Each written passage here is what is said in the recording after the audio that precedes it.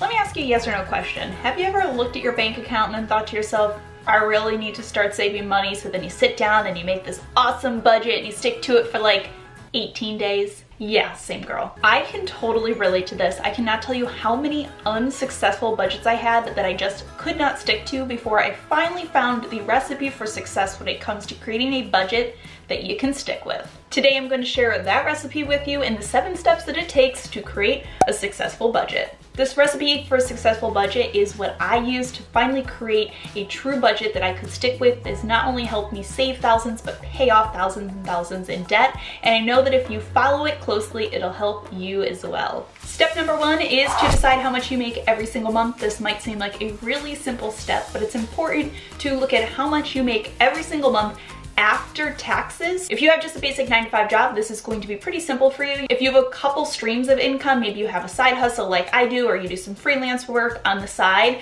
then you may need to look at a median of what you had over the last 6 months and sort of get a good starting point for what your actual income is every single month. The second step is to look at every single dollar that you have spent over the last 4 months. I think a lot of us avoid this step just out of pure denial because we don't really want to admit how much we're spending in certain categories or on certain things, but this is so important, and you are never going to create a successful, true, good budget you're really going to stick to if you don't do this step. So pull out your bank statements, pull up your credit card transactions, and look at the last 4 months and what you have spent every single one of those months, and then organize those into a couple of categories. Now, to make this a lot easier, I have a free money tracker that you can download from my blog. I will have a link in that description down below. First, you're going to break down categories that tend to be sort of stagnant, things like your mortgage or rent payment, your car insurance, your transportation costs, your utilities, your student loan payments, credit card bills if you have any. Those are the things that tend to be stagnant every month.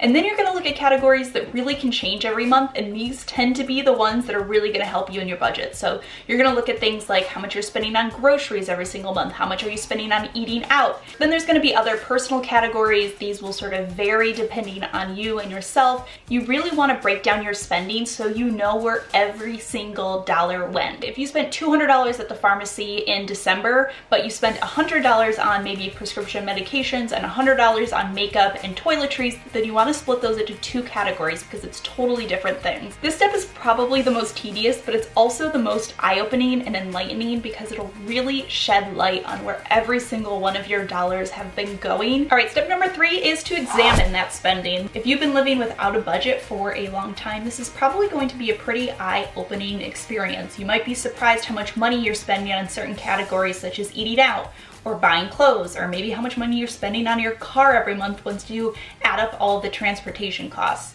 Typically, the money that we think that we're spending and the money that we're actually spending tend to be very different if we're not keeping a close eye on it. All right, the next step is to set yourself a goal. Just like with anything in life, it is a lot easier to attain something when you have an end goal at the end to achieve. So maybe you want to save up to buy a house, you want to pay off your car, you want to start putting money into your retirement or saving a couple $100 every month, or whatever it is, you want to have an end goal in mind that's going to help you stick to your budget. All right, this next step can be a doozy, but it is to look at where you can cut costs. There's a good chance that by examining your budget, you're going to find places where you're obviously overspending, and this is going to be different for everybody. So it's time to look at your monthly spending and see where you can cut money from it. If you need a little inspiration of where to get started with cutting costs from your budget, I actually did an entire video where I shared 10 things that I cut from my budget that I don't even miss at all, and I will link it down below. Certainly the things that I cut from my budget might be a little different than the things that you will cut from your budget, but it's a great way to get inspired. Another important thing to note about cutting from your budget is this isn't just an easy thing to say, oh, I don't need this anymore. Typically, they're things that you've got accustomed to, maybe going out to eat a lot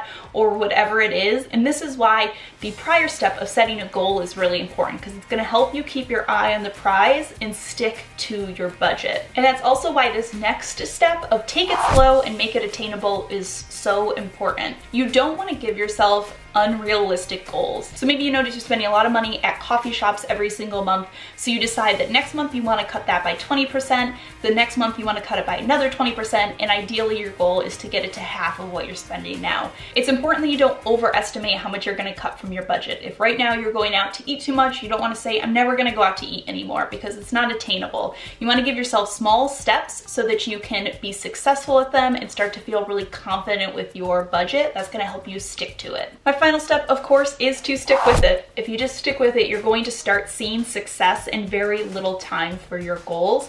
And when you start seeing that success, it makes it even easier to stick with it and to keep budgeting and to keep cutting from your costs. If you start your budget by examining your costs, setting yourself attainable goals, you'll be on the way to a successful budget you can stick with in no time. Like I mentioned, don't forget to download my free money tracker in the description down below. Really gonna help you take a look at your spending every single month so you can be a lot more successful with your budget. But that does it for today's video. Thank you so much for stopping by and watching. I hope you're having a fantastic day, and I will see you all in my next video.